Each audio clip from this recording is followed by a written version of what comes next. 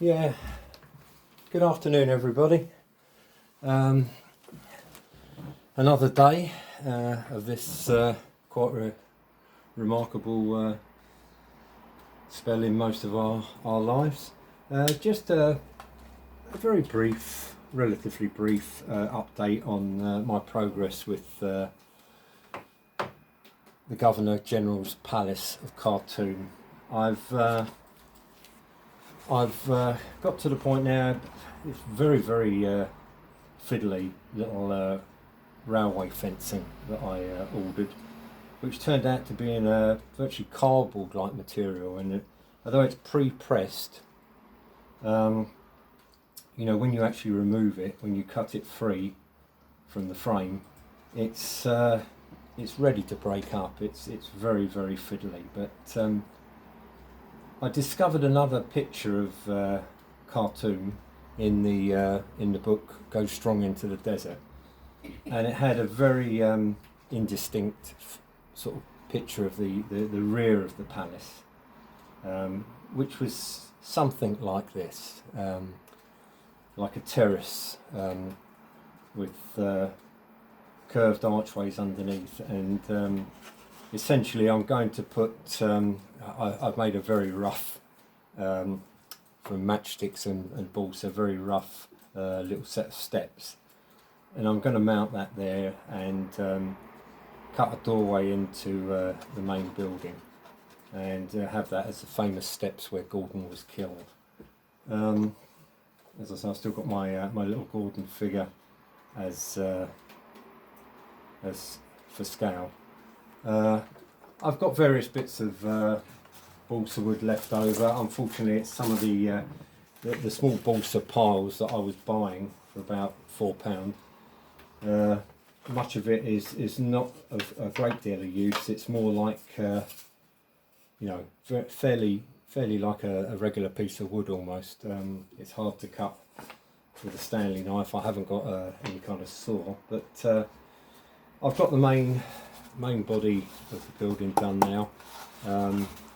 Next I'll be putting on these brass etched windows. I don't know, they may be on the small side, but if I can get an overall effect I'll be quite pleased.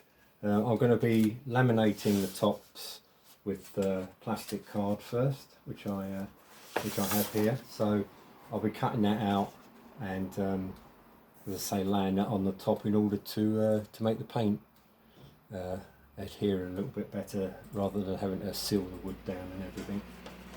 My regular good old Umbro balsa cement arrived this morning, so I shall be sniffing that later and remembering the old days of, well, not when I wasn't a glue sniffer, but when I used to construct model aeroplanes.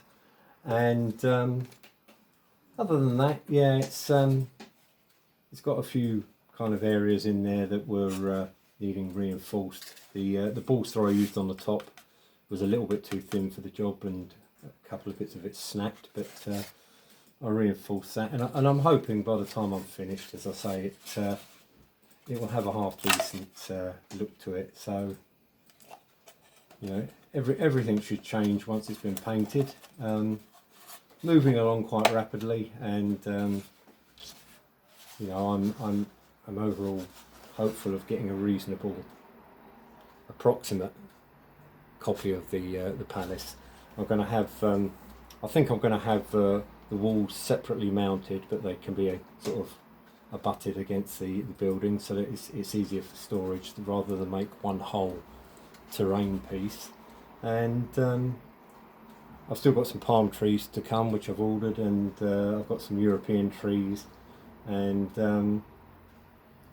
I'm hopeful of it looking okay. I mean, first effort really at this kind of thing, and I've finished with the figures now. I'm wondering whether to continue with a colonial theme or branch out into something else. But with me, when I branch out into another field of human history, it gives me a good deal of expense, because I tend to have to get the books to go with it, and I'm not content with just one.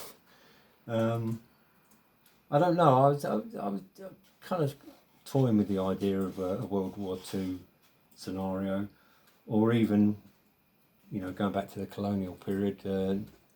Newlyn Miniatures do a Little Bighorn range, which I know Ralph Astley did 7th Cavalry and Red Indians very nicely, and I was thinking about those, but I don't know. I mean, I've even thought about ancient Britons, Minoans.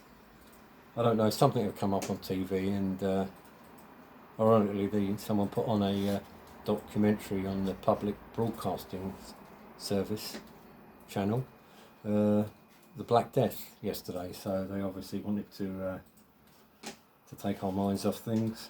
But yeah, blazing sunshine here in North London.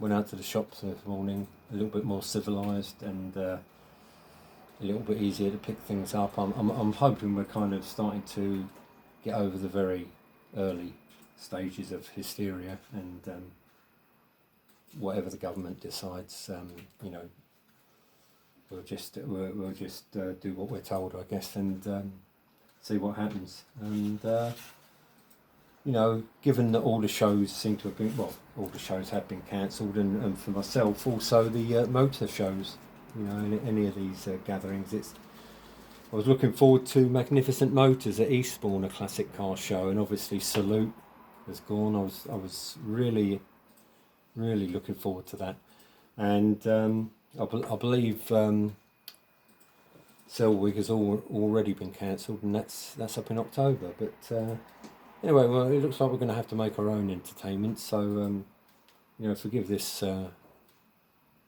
rambling, incoherent sort of comment, but that's where I am at the moment, and I'm sticking little bits of wood together, and surprised if it goes okay, and not so surprised when my fingers get stuck together, which they do frequently. But yeah, it's all going okay, and I just hope you're all okay in various parts of the country and world, and yeah, chin up everybody, and I'm sure we will actually get to the end of this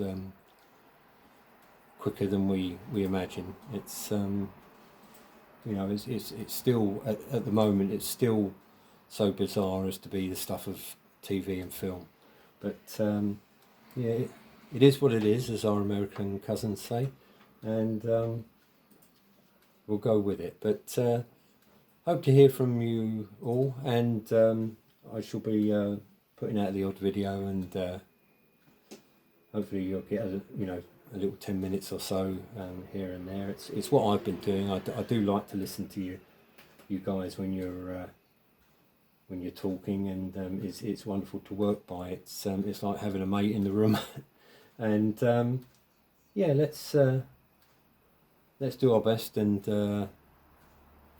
we'll all be good to go, hopefully, for next year's season. But strange times anyway. Cheerio. Bye bye.